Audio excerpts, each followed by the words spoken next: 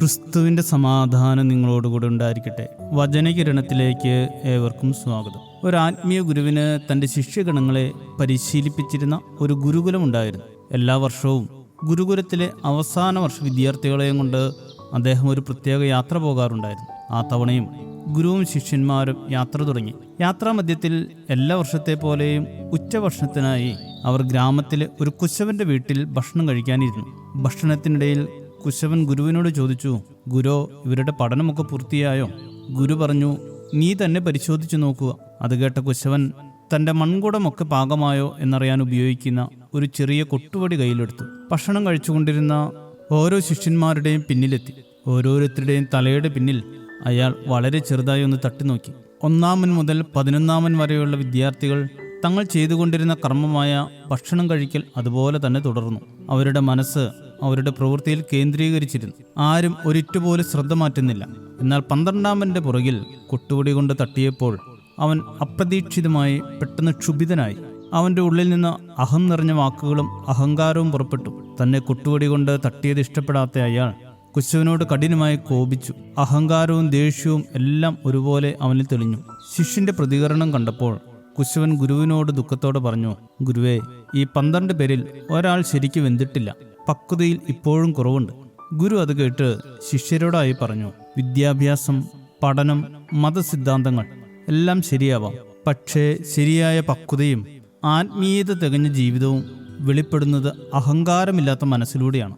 പാഠങ്ങൾ പഠിക്കുന്നതും നല്ല വിദ്യാർത്ഥിയെ വളരുന്നതും മാത്രം പോരാ. ഭക്തിയും സമാധാനവും അഹങ്കാരമില്ലാത്ത മനസ്സും ഉള്ളിൽ രൂപപ്പെടണം. ഗുരുവിന്റെ വാക്കുകൾ കേട്ട ശിഷ്യന് തന്റെ തെറ്റ് മനസ്സിലായി. സത്യത്തിൽ അഹംതീരലാണ് ശരിയായ ആത്മവിദ്യ എന്നും യഥാർത്ഥ വിജയം ഉള്ളിലെ ശാന്തിയിലും നിഷ്കളങ്കതയിലും നിക്ഷിപ്തമാണ് എന്ന് നാം തിരിച്ചറിയേണ്ടിയിരിക്കുന്നു. ദൈവം നിഗളികളോട് എതിർത്ത് നിൽക്കുകയും താഴ്മയുള്ളവർ കൃപ നൽകുകയും ചെയ്യുന്നു എന്ന് വിശുദ്ധ യാക്കോബ് 4:6 പറയുന്നു. ദൈവകൃപ സമ്പാദിക്കണമെങ്കിൽ അഹം എന്ന ഭാവം ഉപേക്ഷിച്ചേ മതിയാകും. ഒരു മൺപാത്രം ചൂളയിൽ വെന്ത് പാകമാവുന്നത് പോലെയാണ് മനുഷ്യന്റെ ജീവിതവും ആത്മീയ വളർച്ചയും. എത്ര അറിവുണ്ടായാലും എത്ര ധ്യാനം ചെയ്താലും ഉള്ളിൽ അഹങ്കാരത്തിന്റെ ഒരംശം ശേഷിക്കുന്നുണ്ടെങ്കിൽ ആ വളർച്ചയും പക്വതയും അപൂർണമാണ്.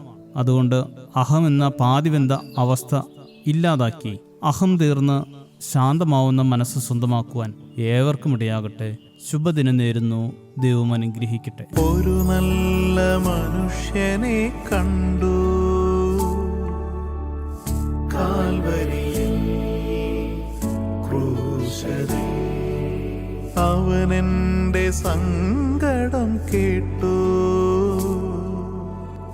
പീഡകളിൽ നോവതിൽ ആരെയും വേദനിപ്പിക്കാതെ എന്നെ ഓരോരോ ദിനവും നീ ഒരുക്കണമെന്നും ആരോടും പരിഭവം തോന്നാതെ എന്റെ ഉള്ളിൽ നീ തെളിയണമെന്നുമെന്നും.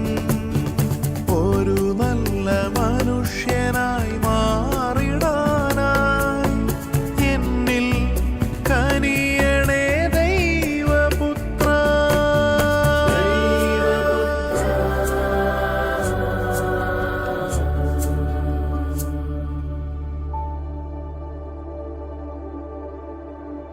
ഒരു നല്ല മനുഷ്യനെ കണ്ടു കാൽവരിയിൽ ക്രൂശിൽ.